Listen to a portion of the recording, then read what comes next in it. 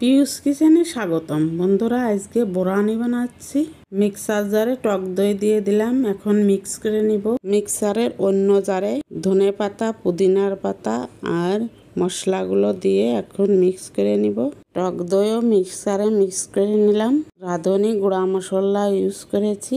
Butter বেরিয়ে এসেছে। খাঁটি গরুর দুধ দিয়ে ঘরে আমি নিজেই তৈরি করেছি টক দইটা। দইয়ের ভিতর মশলা দিয়ে দিলাম, মিক্স করে সেঁকে নিয়েছি। টক দইয়ের সঙ্গে মশলাটা ভালো করে মিশিয়ে নিতে হবে নেড়ে চেড়ে।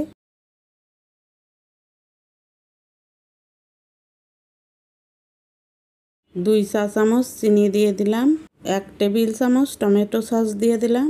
ভালো করে মিশিয়ে মিক্সার জারে আবার মিক্স করে নিব। মিক্স করা হয়ে গেছে, এই যে দেখতেই পাচ্ছেন। এই যে বুরানির ঘনত্বটাও ঠিক আছে। পুদিনার পাতা দিয়ে দিলাম। এই যে বুরানির ফাইনাল লুক। আপনারাও বাসায় এভাবে তৈরি করে খেতে পারেন। আজকের মতো আসছি, টাটা, বাই বাই।